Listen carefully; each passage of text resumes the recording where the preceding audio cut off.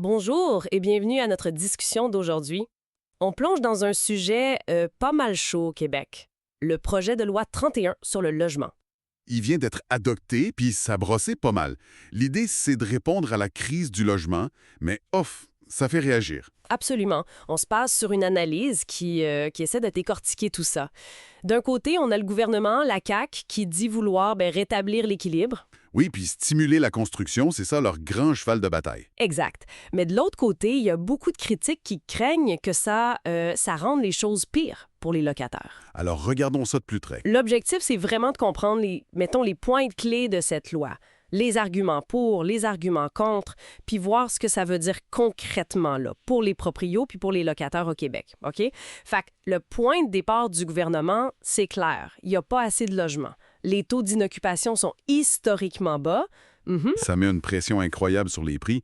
Donc, le projet de loi 31, il arrive avec des outils pour essayer d'accélérer la construction. C'est quoi ces outils-là? Il y a comme 3 axes principaux. Le premier, c'est un assouplissement des règles urbanistes. Ah oui? Comment ça? Les municipalités de plus de 10 000 habitants, elles vont pouvoir déroger à leurs propres règlements. Mais attention, c'est temporaire. Temporaire. Pour combien de temps? Juste pour 5 ans. L'idée, c'est d'autoriser plus vite des projets de logements sociaux ou abordables ou pour étudiants. 5 ans. Je sais pas. Ça me semble court un peu, non? Pour des projets de cette ampleur-là. C'est une excellente remarque. C'est justement une des critiques, là. L'urgence est là, mais est-ce que 5 ans, c'est assez pour avoir un impact réel? C'est la question. OK. Puis le deuxième point. Deuxième point important, la protection contre les évictions dites abusives. Là, il y a un changement majeur. Ah oui? Le fardeau de la preuve est inversé. Avant, c'était au locataire de prouver que l'éviction n'était pas justifiée. Maintenant, c'est au proprio de prouver qu'elle est nécessaire. Ah, ça, c'est intéressant. Puis si jamais une éviction est faite de mauvaise foi, les compensations pour le locataire peuvent aller jusqu'à 24 mois de loyer. Wow! 24 mois. Ça, c'est quand même un gain notable pour la sécurité des locataires, j'imagine. C'est un pas important, oui. Et le troisième point, celui qui fait le plus jaser, je pense. Oui, c'est ça. C'est la fameuse modification de la cession de bail. Explique-nous ça un peu. Essentiellement, avant, un locataire pouvait céder son bail à quelqu'un d'autre, puis le proprio devait avoir un motif sérieux pour refuser. Mettons, l'incapacité de payer du nouveau locataire. OK. Maintenant, avec la nouvelle loi, le proprio peut refuser la cession sans donner de motif sérieux. Il peut juste dire non, puis résilier le bail. Puis après, il reloue à qui il veut, au prix qu'il veut. Exactement. Potentiellement à un loyer pas mal plus élevé vu le marché actuel. Donc, on perd cet outil-là qui permettait des fois de garder un loyer plus bas que le marché. Le proprio reprend tout le contrôle du prix en 2 locataires. C'est précisément ça. La ministre Duranceau, elle, argumente que la cession s'était pas fait pour contrôler les loyers à la base.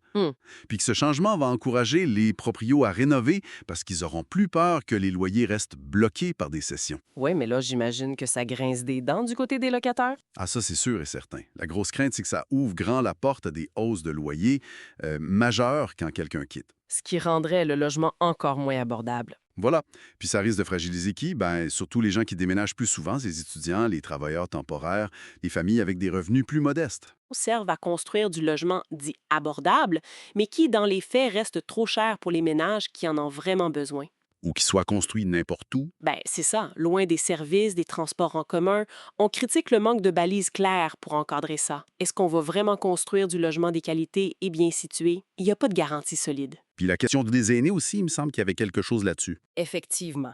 Il y a eu des propositions d'amendement pour mieux protéger les locataires aînés contre les évictions en lien avec la loi Françoise David, qui existe déjà. Qui protège certains aînés à faible revenu. Oui, mais ces amendements-là ont été rejetés. Puis ça, pour certains observateurs, ça envoie un signal. Quel genre de signal? Que la priorité du gouvernement, c'est vraiment de stimuler l'offre immobilière, peut-être même au détriment de la protection des plus vulnérables. OK.